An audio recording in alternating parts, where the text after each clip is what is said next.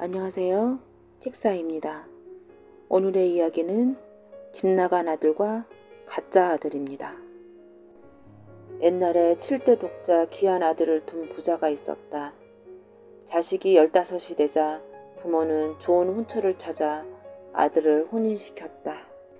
자식의 장래를 걱정하던 부모는 혹시라도 어린 아들이 아내에게 빠져서 공부를 등한시할까봐 걱정하여 아들 부부에게 한 달에 2번씩만 합방을 허락했다. 그 외에는 아버지가 아들을 데리고 자고 어머니가 며느리를 데리고 잠을 잤다. 그렇게 세월이 흐르는 중에 아들은 아내한테 정이 깊어져 아버지 몰래 아내를 불러내 정을 나누곤 했다. 그 사실을 알게 된 아버지는 아들 부부가 한 집에 있으면 안 되겠다 생각해서 아들을 30리 밖에 있는 암자로 보내어 공부하도록 했다. 그래 놓고는 한 달에 2번씩 사람을 보내 데려와서 아내를 만나게 하는 것이었다. 아들이 절에 가서 공부하는데 아내를 보고 싶은 마음이 커져만 갔다. 어느 비오는 깊은 밤 아내가 생각난 아들은 절에서 빠져나와 집에 찾아왔다. 대문을 두드리는 대신 담을 넘어서 아내 방 앞으로 간 아들은 흠칫 놀라고 말았다. 아내의 신발 옆에 남자의 신발이 나란히 있는 것이 아닌가. 들어가서 간부를 죽이려는 아들이 다시 살펴보니 그 신발은 자기 아버지의 것이었다. 아들은 그만 넋이 나가고 말았다. 그래, 아버지가 내 아내한테 마음에 있어서 나를 이렇게 내보낸 것이었구나. 아들은 참담한 마음으로 빗속에 서 있다가 말없이 그 자리를 떠났다. 갈 곳이 없어진 그는 집에서 멀리 떨어진 고을에 있는 절에 찾아가서 머리를 깎고 중이 되었다. 그리고 다시는 집을 찾지 않았다. 그게 어찌된 일인가 하면 거기에 신발은 있었으나 방 안에는 아버지가 있는 것이 아니었다.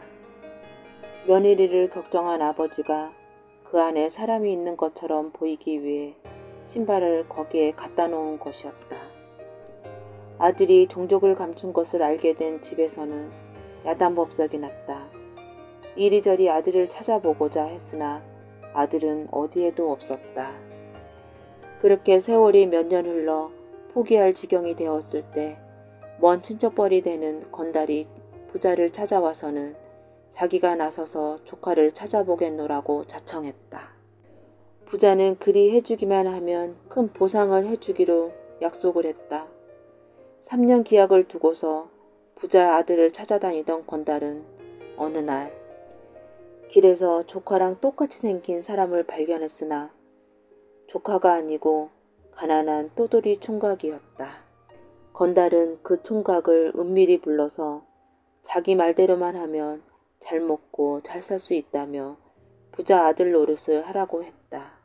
그 집에 관한 모든 내용을 세세히 가르쳐 주었으며 계속 연습하다 보니 그는 진짜 아들과 다를 바가 없었다. 건달이 가짜 아들을 데리고 나타나자 부자가 뛸 듯이 기뻐했다.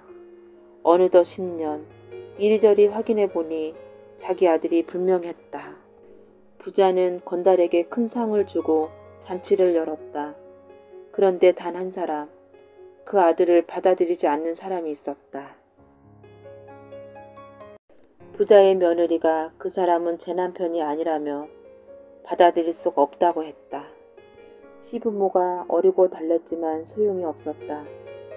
화가 난 부자가 가짜 아들에게 새 아내를 얻어주고 본 며느리를 구박하기 시작했으나 며느리는 구박을 다 받아들일 뿐 흔들림이 없었다. 때마침 고을을 지나던 암행어사가 소문을 듣고서 그 집을 찾아들었다. 들어가서 아들을 만나보니 자기와 함께 공부하던 사람인데 저를 못 알아보는 것이었다. 어사는 그 아들이 가짜임을 깨닫고 자기 친구이기도 한 진짜 아들을 찾아 나섰다. 방방곡곡을 찾아다니던 어사는 마침내 어느 외진 암자에서 중이 된 친구를 발견했다. 어사가 친구에게 집안에 관한 이야기를 하자 슬그머니 밖으로 나간 아들은 나무에 목을 매달아 죽으려 했다. 어사는 친구를 설득해서 집으로 향했다. 친구와 함께 집에 도착한 어사는 집안 식구와 동네 사람들을 다 불러 모았다. 그리고 부자의 며느리와 가짜 아들을 불러놓고서 며느리에게 그 사람이 자기 남편인지 물었다. 며느리는 제 남편이 아니라고 부정했다. 그러자 어사는 자중에 있는 사람들에게 두루 한 잔씩 술잔을 올리면 죄를 용서하겠다고 했다. 여자가 술잔을 차례로 돌릴 적에 진짜 아들 앞에 이르자 아들이 손을 덜덜덜 떨었다. 그리고 그 얼굴을 본 여자가 또한 손을 덜덜덜 떨었다. 사람들이 그 사람을 여자의 간부로 생각하고 수군들 적에 어사가 그 사람에게 고가를 벗고 얼굴을 보이라고 말했다. 그가 얼굴을 내보이자 사람들은 모두 깜짝 놀라고 말았다. 아버지 어머니 불효자식이 뒤늦게 알고서 찾아왔습니다. 부자가 당황하고 있을 때 가짜 아들이 나서서 무릎을 꿇고는 자기가 가짜라는 사실을 실토했다. 모든 진실이 드러나는 순간이었다. 진짜 아들이 가짜 아들 손을 잡으며 말했다. 내가 있어서 나를 대신한 덕에 아버지 어머니가 살 수 있었다. 그냥 내 동생이 되어서 함께 살자꾸나. 그렇게 진짜 아들은 가짜 아들과 형제의 결의를 맺은 뒤 아내와 함께 부모님을 잘 모시고 잘 살았다고 합니다.